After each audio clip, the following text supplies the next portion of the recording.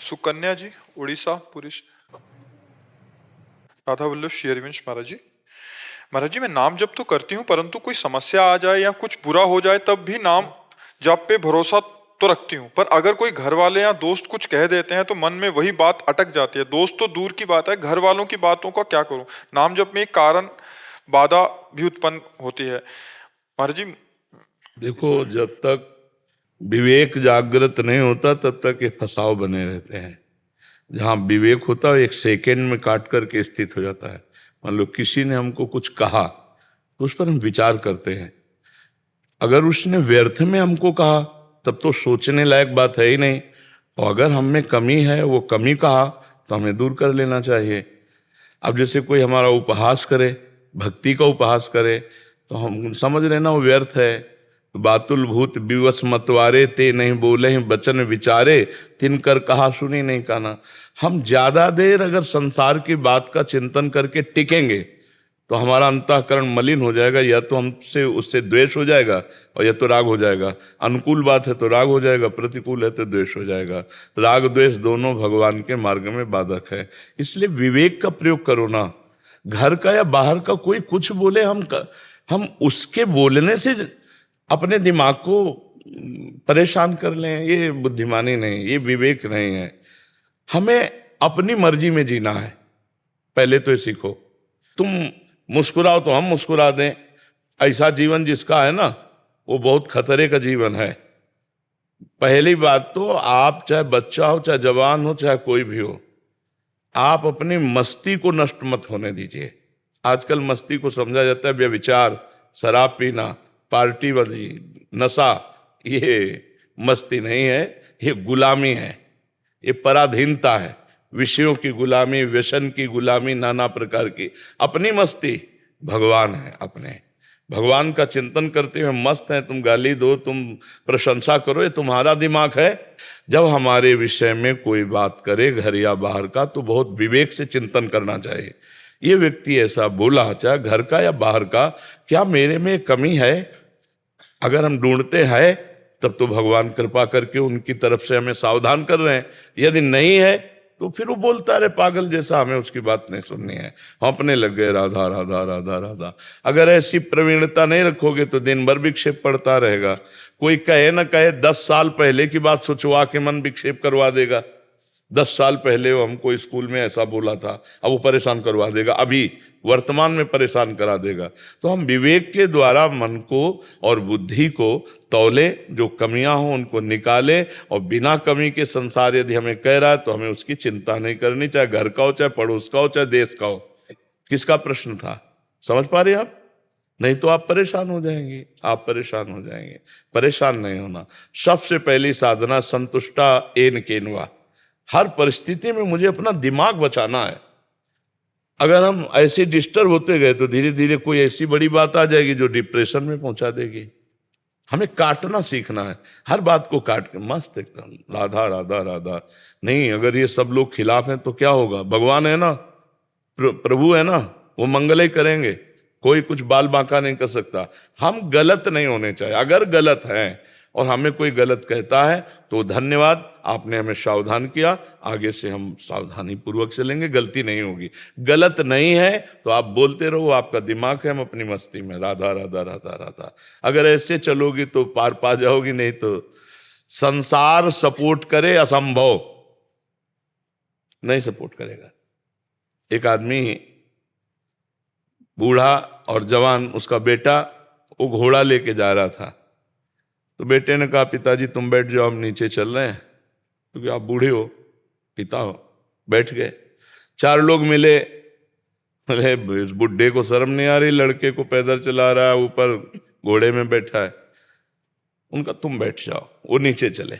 4 लोग मिले, बोले जवान हो के शर्म नहीं आ रही, बूढ़े को पैदल चला रहा है। बोले पिताजी तुम भी बैठ जाओ। बैठ गए। बोले आराम का घोड़ा मिला होगा, दोनों चढ़े हो इसमें। दोनों उतर गए। बोले यार कितने बेवकूफ है, घोड़ा खाली जा रहा है। अब बोलो घोड़े वाला करे क्या? घोड़े वाला क्या करे? सिंगल में तो परेशानी, डबल में तो परेशानी, नहीं बैठ रहा तो लोग ट्रांट मार रहे। लोग तो कहेंगे, हमको लोगों के चक्कर में नहीं पड़ना, हमें अपनी मस्ती में रहना है। अगर हम लोगों के चक्कर में पड़ेंगे तो फिर ना तो भजन हो पाएगा और ना हम चैन से रह पाएंगे। किसी भी तरह से चलो आप, किसी भी तरह से। समाज का कार्य है डिस्टर्ब करना, माया का कार्य है डिस्टर्ब करना। अपने को संभलना है, अपने को सावधान, अपने से कोई गलती नहीं होनी चाहिए, फिर दूसरों की बातों पर हम ध्यान ना दें। क्यों? मीनाक्षी जी। राधे राधे महाराज जी। राधे राधे महाराज जी। महाराज जी, मेरा प्रश्न है कि एक ही माता पिता की दो संतान है, एक से हमें दुख और एक से सुख की प्राप्ति होती है। महाराज जी, क्या ये हमारा प्रारब्ध है? हाँ जी, हाँ जी, बिल्कुल ध्रुव सत्य है कि वो तुम्हारा प्रारब्ध ही पुत्र रूप में आकर के उसकी बुद्धि में बैठ करके एक से सुख दिला रहा है, एक से दुख दिला रहा है। ना वो दोषी है ना वो गुणवान है। हमारे कर्म जब प्रबल हो जाते हैं तो दोषी और गुणवान उस सामने हमारे कर्म प्रकट कर देते हैं। जैसे वो तो पुत्र है, अब हम रास्ते में जा रहे हैं, अब कोई लेना देना नहीं, एक आदमी आता है टक्कर मारता है, लड़ने लगता है, हमारी उसकी कोई दुश्मनी नहीं, कोई परिचय नहीं है, पर हमारा कर्म जो है ना हमको दुख देने के लिए तत्पर हुआ तो हमें गाली देने लगा, पीटने लगा, गलती भी उसी की, गाली भी हमें को देगा। तो ऐसे ही हमारे जो पूर्व के बहुत ही दुख सुख देने वाले कर्म, बहुत ही, मान लो वो तो घटना घटी चला गया, लेकिन पुत्र वो तो जीवन भर देगा ना, सुख या दुख। अच्छे कर्म हमने किए, तप किया, भजन किया, तो देखो भगवान पुत्र रूप में आए, नंद यशोदा के यहाँ, दशरथ जी कौशल्या के यहाँ, देवकी वसुदेव जी के यहाँ भगवान पुत्र रूप में आए। तो अगर भजन हमारा नहीं है, केवल पुण्य और पाप का खेल है, तो दुख और सुख देने के लिए एक ही पुत्र से दो घटनाएं हो सकती हैं। उसका कभी ऐसा अनुकूल स्वभाव बन सकता है कि बहुत सुख दे, और कभी ऐसा प्रतिकूल स्वभाव। तो ऐसे ही हमारे द्वारा कर्म बनते हैं, तो वो कर्म हमारे पुत्र या निज सगे संबंधी बनते हैं आकर, और कर्म के वशीभूतों को हमको दुख देते रहते हैं। तो ये पक्की बात है कि दो पुत्र जैसे हैं, एक से सुख मिल रहा है, एक से दुख, तो दोनों में हमारे ही कर्म प्रधान हैं। राघव सेठी जी, दिल्ली से। राधे राधे महाराज जी, आपके चरणों में कोटि कोटि प्रणाम। महाराज जी, राधा रानी और श्री कृष्ण हमारे मन में वास करते हैं, तो उसी मन में ये व्यभिचार, अहंकार, क्रोध, काम, वासना कैसे प्रकट होती है महाराज जी? मन के दो स्वरूप है। एक है जैसे कहते हैं कि यार मेरा मन बहुत ग्लानि से हो गया, हमने ये खा लिया। एक मन कहता करो, एक मन कहता ना करो। गंदा काम करने चलोगे तो एक मन उपदेश करेगा आपको कि गलत है, फंस जाओगे, पिटोगे, ये दुख पाओगे, और एक मन कह रहा करो। तो जैसे बुद्धि में दो वृत्तियां होती, कुमति और सुमति। कुमति सुमति सबके उर राहे, नाथ पुराण निगम अस काहे। जहां सुमति तहां संपत्ति नाना, और जहां कुमति तहां विपत्ति निदाना। तो ऐसे कुमार्गगामी मन और सुमार्गगामी मन। सुमार्गगामी मन में भगवान का वास है, और कुमार्गगामी मन में पाप का वास है। जैसे ये रसोई है और बाथरूम है, ये रसोई है और ये बाथरूम है, पासी है। भगवान की छाती से सामने से धर्म प्रकट हुआ और पीठ से अधर्म प्रकट हुआ। अब कहा जाए कि ऐसे मन में भगवान का, तो मन के दो विभाग है। भगवान जहां बैठे हैं वहां से जब स्फुरित होगा तो सत्य बात है, यार हमारे मन में आया था कि यार ना करें, पर हमने सुना नहीं, कर दिया, फंस गए। तो वो जो निर्मल मन है, एक हिस्सा निर्मल मन है, उसमें भगवान वास करते हैं, और एक में वासनाएं वास करती हैं। अगर हम वासना वाला हटा दें, निर्वासनिक कर दें, तो पूरा मन इंद्रियाणाम मनश्चास्मि। भगवान ने गीता जी में कहा इंद्रियों में मन मैं हूं, पूरा मन भगवान हो जाएंगे। और जब मन भगवान हो गया तो फिर अपने आप वो भगवदानंद का स्फुरण होता रहता है। देखो इसी मन में कभी कितने अच्छे विचार आते हैं, तो वो जो अच्छे विचार आते हैं, यही विचार तो आपको यहां लाके बैठा ले, मन ही तो लेके बैठा ला, और मन ही गंदे आचरण करवा देता है। तो मन के दो विभाग है, अच्छे विभाग वाले को आप सपोर्ट करो और बुरे विभाग वाले को आप डांटो और रोको, और धीरे धीरे पूरे मन को अच्छा कर लो। यही तो साधना है। निर्मल मन पूरा कर लिया तो भगवान पूरे में प्रकाशित हो गए। अभी छुपे बैठे हैं। मन के दो विभाग हैं, एक गंदा मन, एक अच्छा मन। तो अच्छे मन को बढ़ावा देते हुए गंदे मन को धीरे धीरे पूरा अच्छा कर लें, सब काम बन जाए। समझ में आ रही है बात आपकी? श्रीनिवास जी दिल्ली से। राधे राधे राधे महाराज जी, आपके चरणों में कोटि कोटि प्रणाम। महाराज जी, अद्वैत वेदांत के संदर्भ में एक प्रश्न है, क्या ब्रह्माकार वृत्ति एक ही बार उदय होती है जब ज्ञान की निवृत्ति होकर ब्रह्म ज्ञान होता है, अथवा बार बार उदय होती है जब उसका निधिध्यासन के समय जो उदय होती है उसका अभ्यास के द्वारा परिपक्व अवस्था लाई जाती है। जैसे आपने जो वस्तु जानी, दो पद्धतियां होती हैं ब्रह्म ज्ञान प्राप्त करने की, अन्वय और व्यतिरेक। व्यतिरेक पद्धति में ब्रह्म सत्यम जगन मिथ्या। जगत में तीनों शरीर हैं, स्थूल शरीर, सूक्ष्म शरीर, कारण शरीर मिथ्या हैं। आप नहीं हो, आप इनके दृष्टा हो, साक्षी हो। तो आप अपने स्वरूप की तरफ जब लौटोगे इनको मिथ्या करते करते, तो हमारा सत्य सच्चिदानंदमय स्वरूप है। फिर जब वहां से हम दृष्टि डालेंगे तो जिसे हम कह रहे थे मिथ्या, वो भी सर्वम खलमिदम ब्रह्म अन्वय है, व्यतिरेक नहीं है। यहाँ से शुरुआत होती है लेकिन स्थिति है में होती है, सर्वम खलमिदम ब्रह्म। अब हमारे सामने जैसे हम स्वप्न देखा और जगे तो पक्का चला कि झूठा है। अगर भयावह हुआ तो स्वप्न में देखा कि चोर डाकू आए मार रहे हैं, पर तो खिड़की देखी जाती है जगने पर भी कि खिड़की ठीक है, सब ठीक है। वो जगा हुआ भी काफी समय तक स्वप्न का प्रभाव पड़ता है, समझ रहे हो ना, सुखद या दुखद। तो जग चुका है, उसे ज्ञान हो चुका है कि मैं ब्रह्म हूं, पर स्वप्न का प्रभाव है। अभी अभ्यास में अगर नहीं रहेगा तो स्वप्न उसे बाधित करता रहेगा, जगत उसे बाधित करता रहेगा। वो कच्चा ज्ञानी है।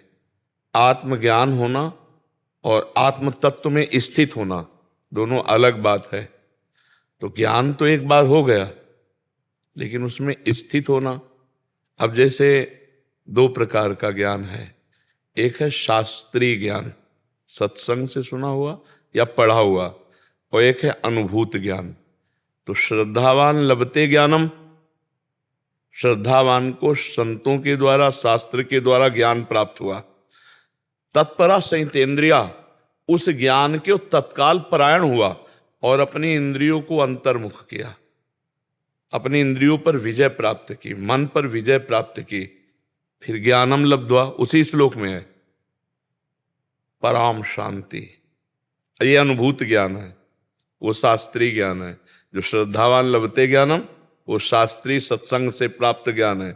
तत्परा संयते इंद्रिया, अपनी इंद्रियों को अंतर्मुख, मन को अंतर्मुख और अपने चिंतित तत्व में, गुरुदेव प्रणव या जो भी नाम जो भी देते हैं, उसके चिंतन के प्रभाव से, वो भी मैं चिंतन नहीं कर रहा हूं, या अंतःकरण में चिंतन हो रहा, मैं इसका दृष्टा हूं, क्योंकि मेरा स्वरूप अचिंत है, अंतःकरण चिंतन नहीं कर सकता। अब उस चिंतन का साक्षी बनकर अन्य चिंतन न होने देना और ब्रह्माकार भगवदाकार वृत्ति को बढ़ाते रहना, उठते बैठते चलते फिरते खाते पीते सब। फिर जब अनुभव हो जाता है तब फिर बात करता हूं, आत्मज्ञान होना और अनुभव होना। जब पूज्यपाद उड़िया बाबा जी को आत्मज्ञान के लिए विकलता हुई तो इतनी जोर की मुमुक्षुता थी कि जीना मुश्किल हो गया। जैसे विरहिणी को अपने प्रीतम की, ऐसे मुमुक्षु को मुक्त होने की मुमुक्षुता जागृत हो जाए। कहते हैं हजारों जन्मों की साधनाओं के बाद कहीं मुमुक्षुता जागृत होती है, और हजारों साधकों में किसी एक के जागृत होती है, मैं मुक्त होना। अब मतलब सहा नहीं जा रहा, रहा नहीं जा रहा, विकल है वो। पूज्यपाद उड़िया बाबा जी ने दंड भंजन करके गंगा जी में फेंक दिया कि क्या होगा इससे, बहुत बड़ी मुमुक्षुता जागृत। 3 दिन 3 रात प्रयागराज में ऐसे जड़वत शरीर रोक दिया, न लघुशंका, न सोच, न भूख, न प्यास, मुझे ब्रह्मबोध हो, कुछ नहीं। अब विचार किया गंगा में शरीर विसर्जित कर देते हैं, कितनी बड़ी मुमुक्षुता। फिर मुमुक्षुता चैन नहीं लेने दिए, क्या शरीर विसर्जित करने से तत्वबोध हो जाएगा, एकदम। फिर उठे वहां से। एक भगवान शंकर का मंदिर गंगा किनारे था, उसी में जाके ऐसे अश्रद्धा पूर्वक डेहरी पे सर रख दिया और लिंग पर चरण रख दिया, और मतलब घोर मुमुक्षुता। मतलब उसको तो वही जानता है जिसके अंदर जागृत होती है। विकलता की अब खान पान कुछ नहीं, प्राण त्यागेंगे ऐसे अगर तत्वबोध नहीं होगा। तो भगवान नर और नारायण प्रकट हुए और 2 श्लोक का उपदेश किया। बाबा की वाणी में 2 श्लोक लिखे हैं। तो उपदेश करते ही, वो तो तैयार भूमि थी, तत्व ज्ञान तो हो गया, लेकिन बोध के लिए 18 घंटे पद्मासन में बैठते। एक ग्रास केवल, जैसे शास्त्र में लिखा सन्यासी को 1 ग्रास, तो 1 ग्रास केवल दाल रोटी ऐसे करके 1 मुंह केवल दाल, और 18 घंटे जो अनुभव हुआ उसी अनुभव में डूबते। फिर संप्रज्ञात समाधि के आगे असंप्रज्ञात विचक्षणा समाधि, जीवित ब्रह्म रूप, शरीरधारी ब्रह्म स्थिति जागृत हो गई। अब जब स्थिति आ गई तो एकदम खुला जीवन, क्योंकि नहीं स्वात्मा रामम विषय मृग तृष्णाम भ्रमयति। एक बार जब पता चल गया कि रस्सी है, सांप नहीं है, तो गले में डाले घूमो, कोई भय का विषय नहीं है। और दूर से जब तक रस्सी को सांप देख रहे हैं तब तक भयावह तो है ही। ज्ञान की टार्च पड़ी तो लगा, अरे हंस दिया कि अरे ये तो रस्सी थी, हम इसे सांप समझ रहे थे। ऐसे ही मृत्यु का भय, शोक, चिंता, दुख, उद्वेग, भय, ये सब नष्ट हो जाते हैं जहां ब्रह्मबोध हुआ। पर अभ्यास, आजीवन अभ्यास, आजीवन अभ्यास। बाबा कहीं भी बैठे थे पद्मासन लगा करके ऐसे स्वरूप में बैठे हैं। तो ये है, एक बार स्फुरित हुआ उससे काम चलेगा नहीं। जैसे हम जग गए पर बढ़िया स्वप्न हुआ तो उसी में डूबे, जग गए और झूठा भी है पर हम उसमें डूबे हैं। भयावह है तो भय लग रहा है जगने के बाद भी। ऐसे ही ये ज्ञान होने के बाद भी काफी देर तक संसार स्वप्न का प्रभाव रहता है। अगर ब्रह्म बोध नहीं हुआ तो आत्मज्ञान होने मात्र से काम नहीं चलेगा। वस्तु को जान लिया लेकिन बोध नहीं हुआ, अनुभव में नहीं आया, तदाकार नहीं हुए, तो फिर बात नहीं बनी। आत्मज्ञान बहुत अमृत है, गुरु प्रसाद से प्राप्त होता है, पर वो सतत प्रयत्नशील, साधन में प्रयत्नशील। साधन में शिथिलता, बाबा कहते थे अगर आत्मज्ञान हो भी गया है तो बोध तक नहीं पहुंच पाएगा, तृप्ति नहीं हो पाएगी, आत्मरति नहीं हो पाएगी, आत्मवान नहीं बन पाएगा, आत्मनिष्ठा जागृत नहीं होगी। आत्मज्ञानी तो हजारों मिल सकते हैं जो आत्मज्ञान का, लेकिन आत्मबोध। एक बार पूज्य पादुड़िया बाबा जी महाराज गंगा किनारे भ्रमण कर रहे थे तो कानपुर के आगे ब्रह्मावर्त बिठूर है, तो वहाँ एक आत्मज्ञान वशिष्ठ, योग वाशिष्ठ का प्रवचन कर रहे थे। बहुत सुंदर, निर्णयात्मक। बाबा बड़े प्रभावित हुए, 3 दिन रह करके सुना। और इसके बाद एकांत में उनसे मिले तो उन्होंने खड़े होकर साष्टांग दंडवत किया, क्योंकि सन्यास पेश। तो उनका, पंडित जी आप ऐसा आत्मज्ञान का वर्णन करते हैं, बिल्कुल नीर शीर का विवेक आपके अंदर है, आप सच्ची बताना कि आपको तत्वबोध हुआ है। उनका, आप हमारे आश्रम गुरु हैं, आपसे हम झूठ नहीं बोलेंगे, ये हमारा पांडित्य है ना कि तत्वबोध है। बाबा ने कहा बहुत सुंदर, तुम सत्य बोले, बहुत सुंदर। तब बाबा कह रहे थे कि हम आश्चर्यचकित थे उनके तत्व ज्ञान का वर्णन करने की शैली से, लेकिन वो भी तत्वबोध संपन्न नहीं थे। तो बाबा ने कहा तत्व ज्ञान का, इसीलिए उपनिषद कहता है नायम आत्मा प्रवचने न लभ्या न मेधया न बहुना श्रुतेन। आत्मबोध जो है वो बहुत प्रवचन कर रहा है, तो इसका मतलब थोड़ी कि आत्मबोध हो गया है। बहुत बुद्धिमान है, इसका मतलब थोड़ी आत्मबोध हो चुका है। बहुत सुन रहा है, इसका मतलब नहीं। जिसे आत्मा वरण करती है, अर्थात जो गुरुदेव कृपा करे, मोक्ष मूलम गुरु कृपा, गुरु कृपा से तत्वबोध हो जाता है। और तत्वबोध जिसको हो गया फिर उसी में रमण करे। जब सत्य वस्तु जान ली तो उसी में रमण करे। अगर वो उसमें रमण नहीं करता तो जान लेने मात्र से भय दूर नहीं होगा। जान लेने मात्र, बहुत तत्व ज्ञान की वार्ता करके हम चाहेंगे इंद्रिय विलासिता ही। भाई हलवा बनाने की पूरी प्रक्रिया जान गए आप, लेकिन कभी बना के खाया नहीं, तो मामला क्या हुआ फिर? परिणाम तो, और खाया है तो आपका रोम रोम बताएगा हलवा खा के आए हो। जब आप हलवा का वर्णन करोगे ना, तो चूंकि स्वाद लिए हो ना, तो रोम रोम से वो स्वाद प्रकट होगा। तो ब्रह्म ज्ञान की चर्चा केवल कर लेना और ब्रह्मानुभूति होना बहुत अंतर की बात है इसमें। तो इसलिए जो अनुभूति हो उसको बारंबार अभ्यास में ला करके और दृढ़ कर ले। दृढ़ का मतलब कि विश्व के सारे भोग उपस्थित होने पर भी हमारा मन चलायमान ना हो, तब तो बोध हुआ है।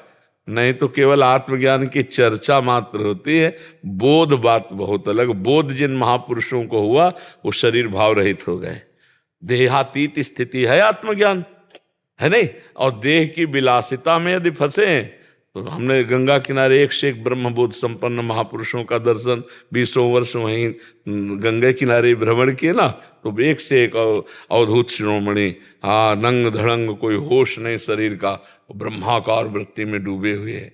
अब जब जान लिया ये मिथ्या है तो इसका क्या है, इसका। और काशी में देखते थे कि उनको लोग पागल समझकर जैसे कुल्हड़ मार रहे हैं, ऐसे कर, कोई उससे मतलब नहीं। और जब गंगा किनारे एकांत मिलते वार्ता करते तो अमृत टपकता उनकी वाणी, और बाहरों पागलों जैसी चेष्टा। और शास्त्र भी आदेश करता है कि बड़ा धीमान होकर के भी जड़वत व्यवहार करे, जड़वत, पागलवत, बालवत ऐसा रहे कि संसार जान ना पावे। तो जो ब्रह्म तत्व का हमें ज्ञान हुआ उसी में रमण करे तब तो ब्रह्मानुभूति। एक बार जरा सा स्फुरित हुआ तो फिर वो जो ज्ञानिन कर चित अपहरई और बरियाई विमोह बस करे। माया का इतना प्रचंड स्वरूप है जो बड़े बड़े ज्ञानियों को, बोध संपन्न को नहीं, ज्ञानियों के भी चित्त का अपहरण करके और माया में आकर्षित कर दे। ऐसी देवी माया है, भगवती माया ऐसी प्रचंड है। हाँ, बहुत विचित्र माया भगवान की है। देखो कैसे फंसाते, हम तुम्हें उदाहरण बताए। भ्रमण करते थे, अब बचपन से हैं इसी मार्ग में, तो बहुत प्रवीण बुद्धि थी। हर घटना को, हर बात को घुस करके दिमाग में और उस पर बैठना और चिंतन करना, ऐसा कैसे हो गया, ऐसा कर। एक महात्मा दिन में नहर में दिगंबर रहते थे, तो नहर में घुसकर इतना, गंगा नहर में, और भजन करते थे। धीरे धीरे लोग दंडवत प्रणाम वैसे रात्रि में बाहर निकलते थे, जंगल था, नहर थी, अगर कोई दे दिया तो भोजन पाया, और दिन में गंगा की जो नहर थी उसमें रहते थे। अब लोगों का धीरे धीरे प्रभाव, यश बढ़ना शुरू हुआ, तो आसपास के गांव के लोग आने लगे टिफिन ले लेकर। तो एक टिफिन लेते और फिर क्रम बन गया कि तुम्हारा अमुक दिन, तुम्हारा अमुक दिन। कहाँ भागवतिक आकाश वृत्ति में और कहाँ टिफिन वृत्ति में। साधु को देखते रहना चाहिए कि मेरी निष्ठा गिर रही है कि उठ रही है। अब टिफिन महीना, 2 महीना, 4 महीना, तो जो टिफिन में अच्छा, तो प्रियता बढ़ने लगती है ना, क्योंकि बोध नहीं हुआ तो इंद्रियां घसीट लेंगी। तो अब जो मान लो अच्छे खाते पीते लोग तो खीर, पुआ, ये वो, गुलगुला सब। अब स्वामी जी जवान थे तो अब उनसे कहा, स्वामी जी घर की माताएं बहनें भी दर्शन करना चाहती हैं, अगर एक गमछा लगा लो। चलो भाई, आप लोग कहते, आप लोगों कहने से क्या है, अगर दिगंबर वृत्ति लिए हो तो फिर दिगंबर ही वृत्ति है, चाहे ब्रह्मा भी कहें। वृत्ति वृत्ति होती है ना, अंबर धारण करना या दिगंबर। दिगंबर मतलब जिसकी दिशाएं ही वस्त्र है, दिशाएं ही वस्त्र है, अर्थात वस्त्रहीन। अब वो अंगोछा धारण करके बाहर आने लगे और उपदेश शुरू हुए। 1-2 साल जो समय लगा, फिर उनमें प्रार्थना, स्वामी जी गृहस्थ के अगर घर आप जैसे महापुरुष के चरण नहीं पड़े तो स्मशान समझो आप घर। स्वामी जी घर जाने लगे। कहाँ, नहर में खड़े दिन भर भजन करते थे। वृत्ति, ये घटना है, आपको बता रहे हैं। वो स्वयं को मिले, वो स्वयं पिटने के बाद अब वो धीरे धीरे घर। अब फिर वहां लोग, स्वामी जी प्रसाद पाके फिर धूप में तो यहीं आराम कर लो। अब स्वामी जी आराम का, देखो गृहस्थ लोग अपने जगह ठीक है, लेकिन साधु को ये ध्यान रखना चाहिए कि हमारा मार्ग क्या है। अगर उनकी सैयाओं पर शयन करोगे तो उसमें परमाणु है गृहस्थी के, और फिर अगर ठिकाने पे नहीं लगे हो तो भ्रष्ट हो जाओगे, पक्का भ्रष्ट हो जाओगे। गृहस्थों के घर में प्रसाद पाले बहुत गांव बाहर मंदिर देवालय बने, वहां या उस गृहस्थ का कोई जहां जानवर बंधते हो ऐसी जगह रहे। गृहस्थों की सैया में ऐसे विरक्त के लिए निषेध किया गया है। कभी ऐसा संयोग पड़े तो अपना वस्त्र बिछा के ले, उनके वस्त्र हटा के। और एक तो भगवान से प्रार्थना करे कि विरक्ति में संयोग ऐसा ना पड़े, गृहस्थी से केवल भिक्षा और शिक्षा का संबंध रखे। अब नहार भूल गए आना, वहीं रहने लगे। अच्छा, गृहस्थों की क्या होती, कोई कोई ऐसे श्रद्धावान होते हैं कि पूछो मत, एकदम मतलब भगवान संतों को समझते हैं। हमने देखा है, एक तो अपना कर्तव्य क्या है, जितनी ऊंची उनकी श्रद्धा है उतना ही हमारा त्याग जोर का होना चाहिए कि उनकी श्रद्धा में फर्क ना पड़े। पर अगर हमारी स्थिति नहीं है तो कुसंग से हमारी बुद्धि भ्रष्ट हो जाएगी। को न कुसंगति पाय नसाई, राहे न नीच मते चतुराई। अब वहीं रहने लगे 10-10 दिन। अब घर में सुबह दोपहर शाम भोजन, फिर उपदेश और बातचीत, हंसना। तो जो प्रधान उनमें गांव के थे वो बहुत श्रद्धा करते थे। तो गांव में रामलीला थी, तो रामलीला में सब लोग एकत्रित होते हैं। स्वामी जी वहीं थे और वो उन्हीं के घर में टिके थे। नई बहू थी तो स्वामी जी का हंसी खेल बातचीत से नई बहू का भाव। अब केवल बहू और स्वामी जी दरवाजे पर तखत, और जब स्वामी जी ने देखा तो उनका भाव पहले से जैसा भी हो वो। अब जो घर का मालिक था उसके दिमाग में गलत भावना से नहीं, इस भावना से लगा कि एक बार मुझे राउंड मारा आना चाहिए क्योंकि पूरा गांव रामलीला में है। वो जब गए तो तखत खाली, तो उन्होंने कहा स्वामी जी चले गए क्या? बड़ा अंदर उनको क्षोभ हुआ, लेकिन अंदर आवाज आ रही थी। तो उनका लड़का तो रामलीला में है, बहू से कौन बात कर रहा है? तो दरवाजा खटखटाया पर खुला नहीं। तो माइक से जाके रामलीला में कहते, भैया हमारे घर में बदमाश आ गए। वो प्रवीण बुद्धि के थे, उनका बदमाश आ गए। अब सैकड़ों आदमी टूट पड़ा। अब दरवाजा जब खुलवाया गया तो स्वामी जी और बहू इतने जूता चले होंगे कि अब वही जानते होंगे। जितनी श्रद्धा, बहुत बच के रहे, ले टिफिन के साथ और कुछ भी आएगा। फिर वो भागे, बचाए लोग उनको। ब्रह्मावर्त बिठूर में वो मिलके अपनी कहानी बताए थे, क्योंकि हम नई अवस्था के थे तब, 22, 23, 24 की।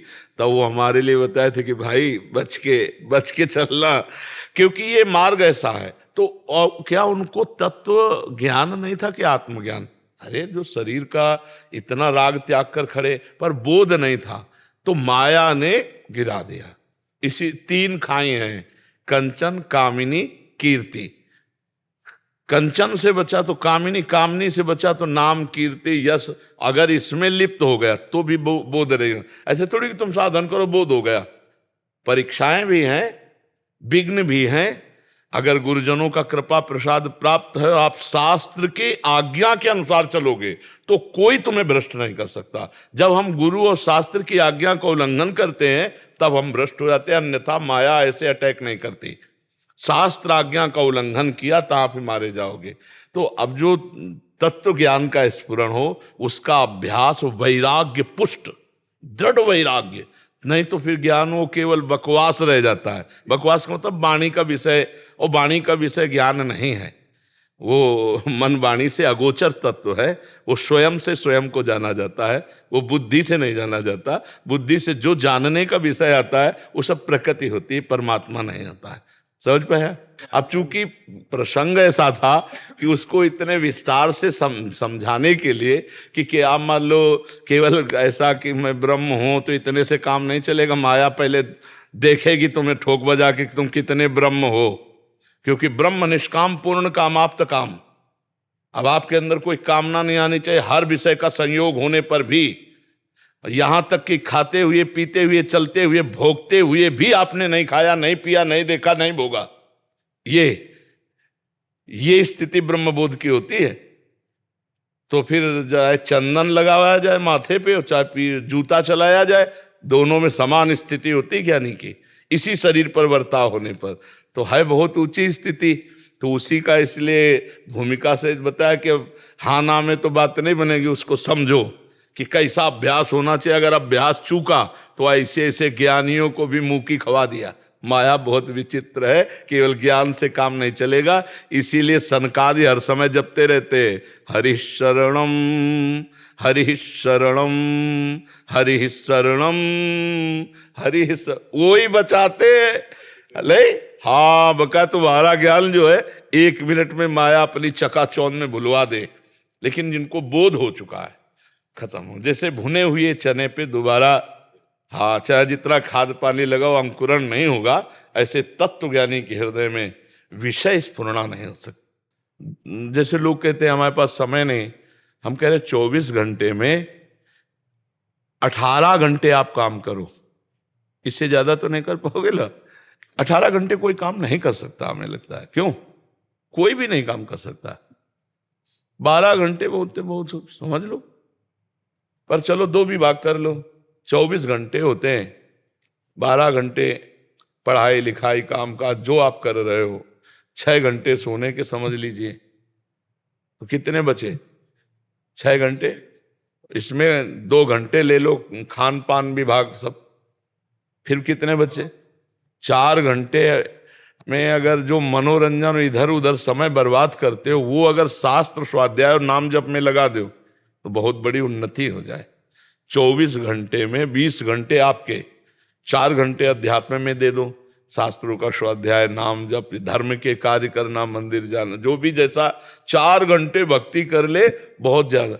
चलो सब छोड़ो, 24 घंटे में 24 मिनट दे दो, 24 मिनट केवल एकाग्र हो करके चाहे वो शास्त्र स्वाध्याय में नाम जप में दो, तो फिर आप देखो आपकी दिनचर्या में प्रकाश आने लगेगा, आपकी बुद्धि प्रकाशित होने लगेगी। तो जैसे थोड़ा शास्त्र स्वाध्याय करो तब वार्ता करने में आनंद आवे ना।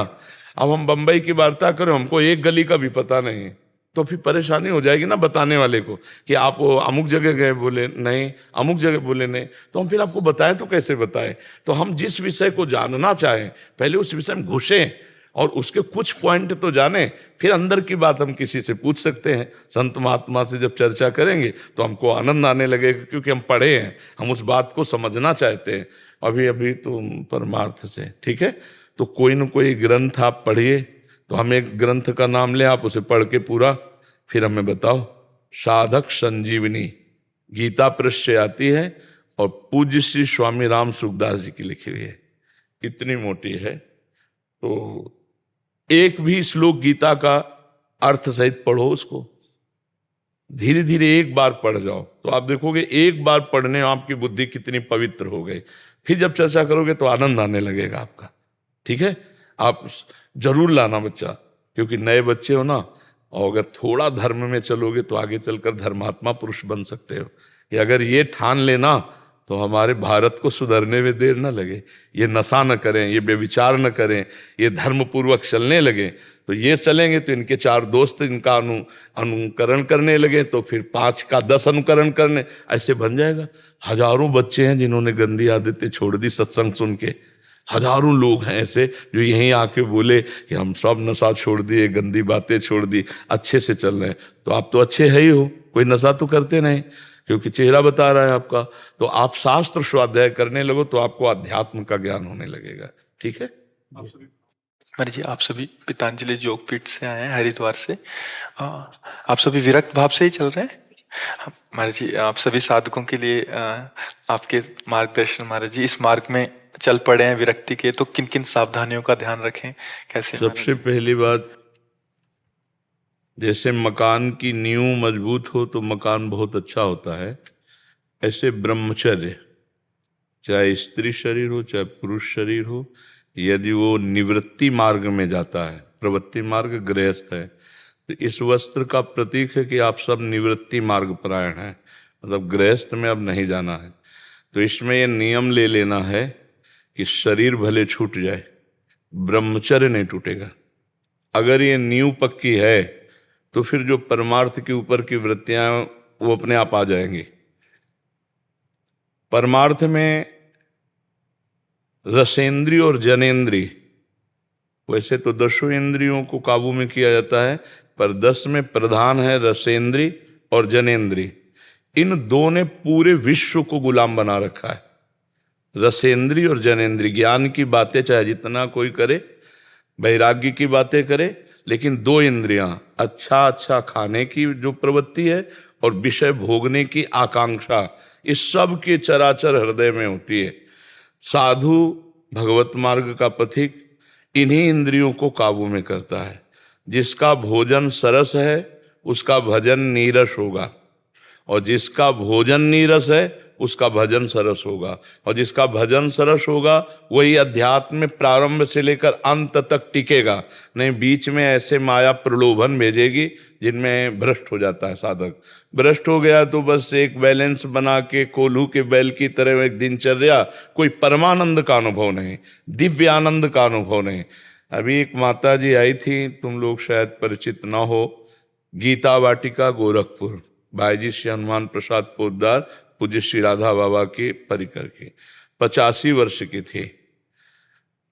जे ही ऐसे करके उन्होंने हाथ स्पर्श किया, ऐसा लगा कि जैसे परमानंद का करंट मारा हो, कांप रही थी ऐसे। नाम जब 85 वर्ष की थी, नाम जब बाल ब्रह्मचारिणी। एक दृष्टि होती भागवतिक दृष्टि से देखा तो चंडिका के समान थी, देवी भगवती अम्बा के समान पवित्र। तो अब जब कदम रख दिया परमार्थ में, तो आप किसी भी तरह अपने ब्रह्मचर्य के न हानि होने दें। और ब्रह्मचर्य पुष्ट रखने के लिए आहार सात्विक, और कुछ समय 10, 15, 20 मिनट व्यायाम, और फिर प्राणायाम। प्राण संयमन अत्यंत आवश्यक है, प्राणायाम का उधर तो ज्ञान करा ही दिया जाता है। इसके बाद व्यवहार में परमार्थ को उतारना, जो हमारा व्यवहार है वो परमार्थ में हो। हमारे में इतनी शांति होनी चाहिए, क्योंकि हम शांति मार्ग के पथिक हैं, कि किसी के द्वारा किया हुआ अपमान, निंदा या कोई भी प्रतिकूल व्यवहार जो हमारे मन को रोष पैदा करे, क्रोध पैदा करे, हमें शांत रहना है। हमारे मन में किसी भी तरह का द्वंद्व हमको उद्वेगित ना कर पावे। शांति अव्यर्थ कालत्वम विरक्तिर्मान शून्यता। जो वैराग्यवान महापुरुष है वो पहले शांति धारण करता है। भगवान का स्वरूप वर्णन जब किया जाता है ना, तो शांताकारम, लेकिन शयन किस पे कर रहे हैं? भुजग शयनम, शेष पर्यंक सैया है ना। तो वो भगवान कैसे है? बोले इतनी विपरीत स्थिति, भगवान शेष जी 1000 फण से सैया बने हुए हैं, और सरकार शांत भाव से, शांताकारम। और उपासना मार्ग में सबसे पहला भाव है शांत भाव। शांत भाव, दास्य भाव, सख्य भाव, वात्सल्य भाव, गोपी भाव, सहचरी, ऐसे प्रेम की स्थितियों के भाव हैं। तो पहला सूत्र है शांति। शांति उसे कहते हैं कि कोई भी द्वंद्व, जैसे मान है, जब उसे हम स्वीकार करते हैं तो हर्ष रूपी दोष पैदा हो जाता है। अपमान है, अगर उसे स्वीकार करते हैं तो शोक रूपी दोष पैदा हो जाता है। हमारे जीवन में ये घटनाएं घटेंगी। हम वैराग्य मार्ग में चल रहे हैं तो परस्पर हो सकता है आपस ही में कोई ईर्ष्या करने लगे, आपस ही में आपको कोई उद्वेगित करने लगे, तो आपको अशांत नहीं होना, ये ध्यान रखना है। भगवत प्राप्ति करनी है तो हमारा जीवन किसी के दिखावे के लिए नहीं है, हमारा जीवन परमात्मा प्राप्ति के लिए है। तो शांति, कोई भी द्वंद्व हमें अशांत न कर पाए। शांति अव्यर्थ कालत्वम, 1 मिनट भी भगवत चिंतन नहीं छूटना चाहिए। जो नाम जप नहीं करता है वो इस भेष को ढोंग में भले उतार दे, वो इस भेष का लाभ नहीं ले सकता। नाम जप जो तुम्हें प्रिय हो, राम कृष्ण हरि जो नाम प्रिय हो, या गुरु ने जो नाम दिया हो। बड़े बड़े योगी मुनियों की चित्त वृत्ति को बलात् अपहृत करके माया आकर्षित कर लेती है। अगर हर समय हमारा भगवत चिंतन चल रहा है, अव्यर्थ कालत्वम, 1 मिनट भी व्यर्थ नहीं होने देना, अंदर से नाम चल रहा है, श्वास श्वास कई नाम हम जप रहे हैं, मंत्र जप रहे हैं। अगर जप नहीं है तो हमारी बात लिख लेना, जीवन कलह अशांति में खोखा हो जाएगा। और नाम जब चल रहा है तो तुम्हें सब कोई छोड़ दे तो भी तुम महान बल से युक्त होगी, और लगेगा भगवान मेरे साथ। जैसे मीरा जी के साथ कितनी प्रतिकूलता हो रही, पर एक लक्ष्य है, मेरे तो गिरधर गोपाल दूसरों न कोई, बाल बांका भी नहीं कर पाया पूरा विश्व में, उनकी जयती जयती हुई, जय जय हुई। तो आप लोग नाम जप करती हैं, बराबर अभ्यास निरंतर चलता रहे, हमें बात करने का अवसर न मिले। जब बात करना लगे तो ऐसा लगे कि मानो हमको दंड दिया गया है, क्योंकि हमारा नाम छूट रहा है अंदर चित्त वृत्ति से प्रभु के नाम में, प्रभु के मंत्र में। और वो भी ऐसे जपे जैसे हम राधा जपते हैं तो सामने हमारे लिखा हुआ है राधा, मन से हम बार बार राधा राधा लिखते हैं और अंदर से पुकारते हैं राधा राधा। और अंदर के ही कानों से सुनते हैं राधा राधा, चाहे आंख बंद हो चाहे आंख खुली हो, हर समय नाम में पकड़ लेना हमारी बात, जीवन धन्य हो जाएगा। अगर वृंदावन आए हो, अपना चिंतन न छूटने पावे, तुम्हें कोई छोड़ सकता है? स्वार्थ की पूर्ति जहां नहीं होती, ध्यान रखना, वहां कोई तुम्हें प्यार नहीं करेगा। जहां स्वार्थ की पूर्ति होती है और गुणवान होता है, उसे सब कोई प्यार करना, क्योंकि स्वार्थ की पूर्ति हो रही। नहीं तो इस जगत में कोई किसी से प्यार नहीं करता। कभी किसी के भरोसे मत रहो। वैराग्य लिया है तो भगवान का इतना दृढ़ भरोसा करो कि तुम्हें सब छोड़ दे तो भी तुम भेष न छोड़ो और अपना उद्देश्य न छोड़ो। भगवान तुम्हारे साथ हैं। ये तब होगा जब अव्यर्थ कालत्वम, निरंतर नाम जपने का अभ्यास करेंगे। और विरक्ति, ये हमें ध्यान रखना है कि जो संसार सुखों में लगा हुआ उसी का हम त्याग किए, इसीलिए हम वैरागी कहे जाते हैं। वैराग्य का मतलब यही है कि संसार जिन भोगों में सुख प्राप्त कर रहा है उनसे हम पूरा उल्टा है। जैसे संसार को चाहिए कि कोई अपना तो होना चाहिए, और हमें है कि हमारे जीवन में कोई अपना नहीं होना चाहिए। संसार के थोड़ा तो हमारा मान सम्मान हो, हमें सम्मानम कल्याति घोर गरलम नीचापमानम शुदा। अगर हमें सम्मान मिलता है तो उसे हम विष के समान समझें, और अपमान मिलता है तो अमृत के समान समझें। हमारा मार्ग ही उल्टा है। हम वैरागी हैं और वो रागी हैं, उनसे बिल्कुल उल्टा हमारा मार्ग है। तो हमारे जीवन में ये बात सामने रहनी चाहिए कि हम विरक्त हैं। हमारा खान पान उठना बैठना ये विरक्त मार्ग के पथिकों वाला। इसीलिए महापुरुषों के चरित्र पढ़ने चाहिए। जब समय मिले तो बैठ करके एक दूसरे से वार्ता करो। बड़े बड़े जो संत हुए हैं उनके पावन चरित्र को पढ़कर उनकी कैसी दिनचर्या, उनका कैसा जीवन। विरक्ति और मान शून्यता, कभी मान को स्वीकार न करें। मान को स्वीकार करने से देहाभिमान पुष्ट होता है। गीता जी के 15वें अध्याय में लिखा हुआ है, जो जीवन मुक्त महापुरुष होता है कैसा होता है? बोले निर्माण अमोहा जित संग दोषा अध्यात्म नित्या विनिवृत्त कामा द्वंद्व विमुक्ता सुख दुख संगय। अब जैसे हमें श्लोक तो याद है, लेकिन इसका शब्द हमारे हृदय में स्थिति आ जाए। निर्माण, किसी भी तरह की मान प्रवृत्ति में हमारा कोई भी हर्ष नहीं होना चाहिए वृत्ति में। अमोहा, किसी से मोह नहीं, किसी के संग का कोई प्रभाव नहीं। जित संग दोषा, हमारा जो लक्ष्य है उस पर कोई बदलने वाला नहीं। चाहे जितना कोई हमें समझावे, चाहे जितना भोग सामग्री सामने आ जाए, चाहे हमारे साथ भोग सामग्री रखी हो, हमारा मन विचलित नहीं होना चाहिए। जित संग दोषा, क्यों? क्योंकि वो आत्मस्वरूप का ज्ञानी है, अध्यात्म नित्या और विनिवृत्त कामा, समस्त कामनाओं का त्यागी है। द्वंद्व विमुक्ता, कोई भी द्वंद्व, मान सम्मान, लाभ हानि, सुख दुख, जय पराजय, ये उस साधु के हृदय पर प्रभाव नहीं डालती। क्यों? क्योंकि वो सुख दुख में समान भाव है। बोले ऐसा परम पद अव्यय पद का अधिकारी होता है। आशा बंधा, दृढ़ आशा करो इसी जन्म में मुझे भगवत प्राप्ति हो। नहीं, इस वेश का मतलब क्या रहा? इस वेश का तो मतलब है ब्रह्म साक्षात्कार, भगवत प्राप्ति। आशा बंधा, दृढ़ आशा रखो इसी जन्म में भगवान की प्राप्ति हो। समुत्कंठा नाम गाने सदा रची, उत्कंठा के साथ भगवान का यश गान करना, भगवान की लीला गुणों का गायन करना, भगवान की दिव्य दिव्य बातें एकांत में बैठ के चिंतन करना। ये बड़े बड़े परमहंस करते रहे। अपने लोग तो क्या है, अगर भगवान के चरित्र नहीं सुनते, भगवान का चिंतन नहीं करते। देखो सनकादि हर समय जपते रहते हरिशरणम हरिशरणम। अगर आप चिंतन नहीं करेंगे तो खाली हृदय मन शैतान है, कहीं न कहीं वो आपको फंसा देगा। अंदर की वृत्ति किसी न किसी राग में या द्वेष में फंस जाएगी। विरक्तिर्मान शून्यता आशा बंदा समुत्कंठा नाम गाने सदा आसक्तिस्तद गुणाख्याने। भगवान की चर्चा सुनने के लिए ऐसा व्याकुल होना चाहिए जैसे नशेबाज को, अफीमची को अफीम समय पे ना मिले तो व्याकुल हो जाएगा। ऐसे ही सनकादि हैं, 4 हैं, एक प्रवक्ता बन जाता, 3 श्रोता बन जाते हैं। सनक सनंदन सनातन सनत कुमार। अब इतने लोग आप हैं, एकांत में बैठे, कोई भगवान की मधुर चर्चा कर रहे हैं तो कोई सुन रहे हैं, कभी वो कर रहे हैं तो हम सुन रहे हैं। आसक्तिस्तद गुणाख्याने, भगवत चर्चा करने में आसक्ति होनी चाहिए। देखो परमहंस सुखदेव जी श्रीमद् भागवत की चर्चा कर रहे हैं ना, बड़े बड़े योगी महापुरुष चित्त को भगवान में लगाकर जब गुणगान करते तो जो परमानंद मिलता है वो बड़ी बड़ी साधनाओं में नहीं मिलता। और आखिरी जो बात है, भगवान की लीला स्थलियों में वास करना, सो तो मिला ही है। मान लो हरिद्वार भी है तो भगवत स्वरूप ही है, परम पवित्र ही है। उत्तराखंड तो भगवान का परम पावन क्षेत्र है ही।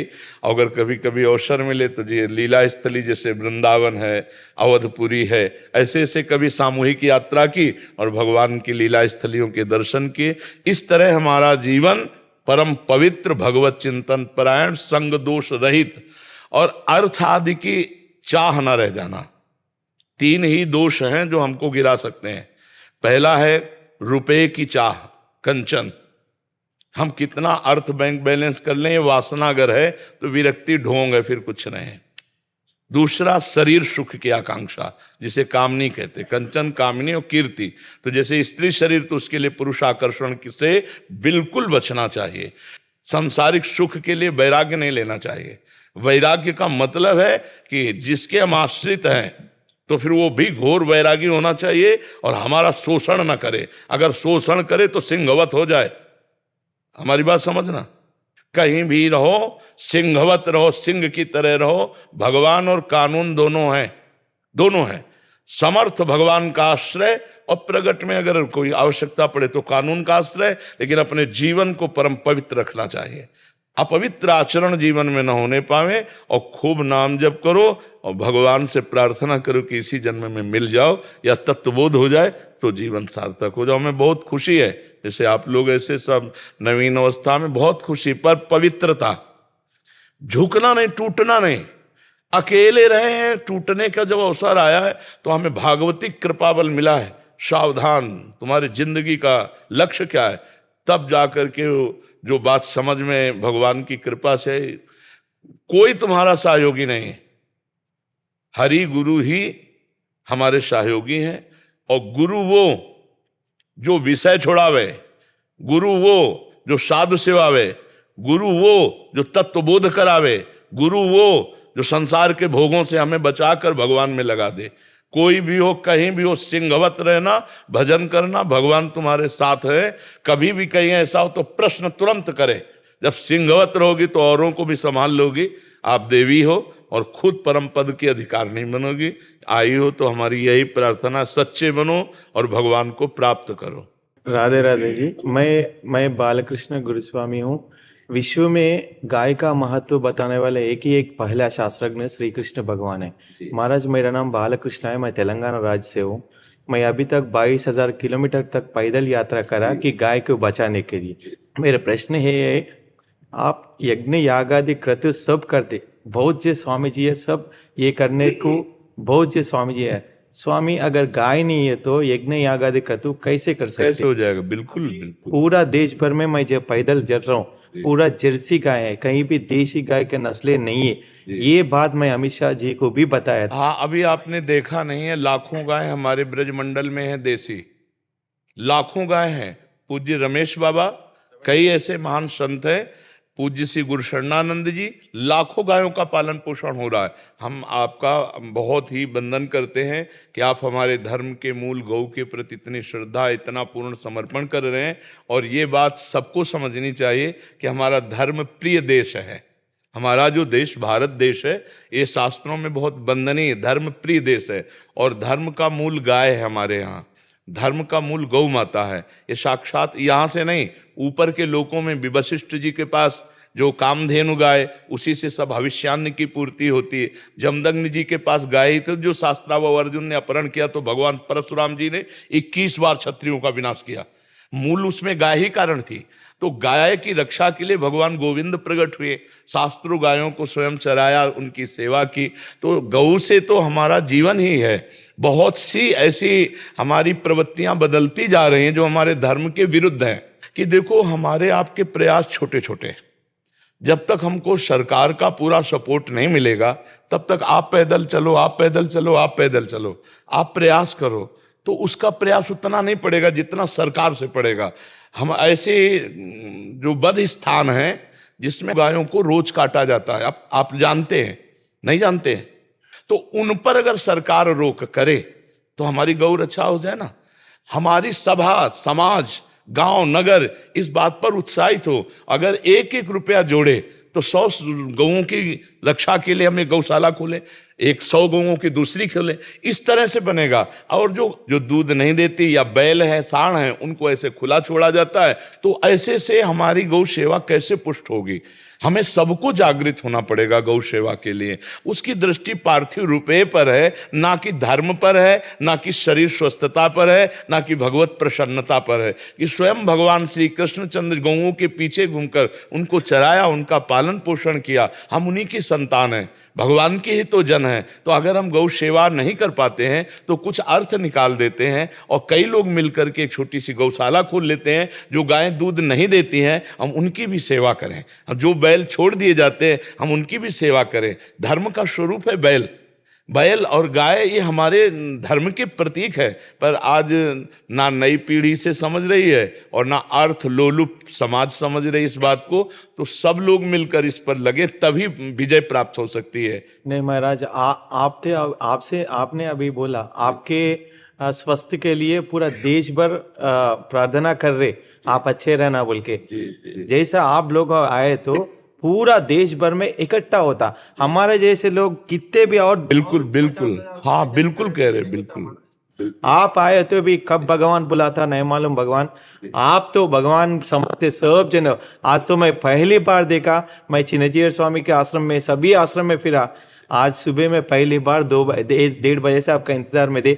इतना वक्त, इतना प्यार आपके ऊपर जी, पूरा बिल्कुल। अब इस पर तो हम ऋणी हैं, इस पर समाज के ऋणी हैं कि 3-3, 4-4 घंटे रोड में खड़े रहना, मात्र एक ऐसे निकल के बस ऐसे, और सब उल्लसित, सब आनंदित, कोई दुखी नहीं, कोई परेशान नहीं, लेकिन सब मर्यादित, सब अपने आनंद में और सब श्रद्धा से। ये हमारा धर्म प्रधान देश है ना ऋषि मुनियों का, तो अभी संस्कार हैं, भगवान की कृपा है जिससे ये लोग आदर कर रहे हैं। नहीं तो आगे और कलयुग आएगा, संत महात्माओं का आदर या भगवान मार्ग का आदर, ये सब लुप्त हो जाएगा, धीरे धीरे लुप्त हो जाएगा। जैसे हम असंतुष्ट हैं कि आज जो हमारा धर्म प्रचार है वो दूसरा रूप ले रहा है।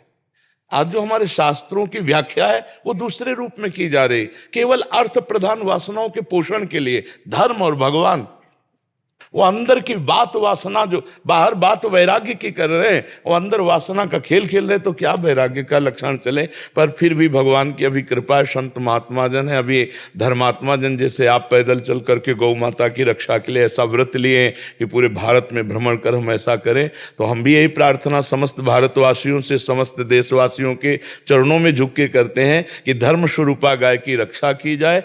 एक कवल के लिए अगर आप निकालोगे, एक कवल के लिए, तो बहुत मिलकर के गाय को भोजन हो जाएगा, गाय की व्यवस्था बन जाएगी। अगर हमारी गाय सुरक्षित है गौशाला में तो कटने से बच जाएंगे।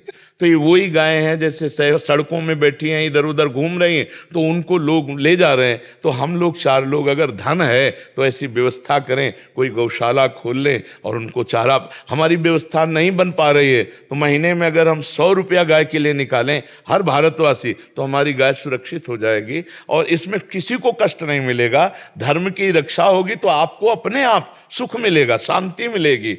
अरे जब भगवान गौ सेवा के, भगवान को कुछ भी अगर यशोदा मैया को शंका हो जाती ना कि लाला को कुछ अनिष्ट ना हो जाए, तो गौ की पूंछ घुमाना है नहीं, अब बताओ, भगवान जो सर्व रक्षक है उनकी रक्षा गौ पूंछ से हो रही है। गौ की गोबर लगा के भगवान के अंगों में और उनका नाम से उनकी रक्षा कर रहे हैं। तो ये हमारे सनातन धर्म की बहुत बड़ी मर्यादा है, गौ और बैल आदि की धर्म की रक्षा करना। तो आप लोगों, भगवान ही आपको प्रेरित कर रहे हैं, हमारी भी सबसे प्रार्थना है। और हजारों लोग लग रहे हैं, हजारों लोग लग रहे हैं इस बात में, ऐसा नहीं हजारों धर्मात्मा पुरुष लग रहे, पर सफल वही होगा जिसका उद्देश्य धर्म होगा।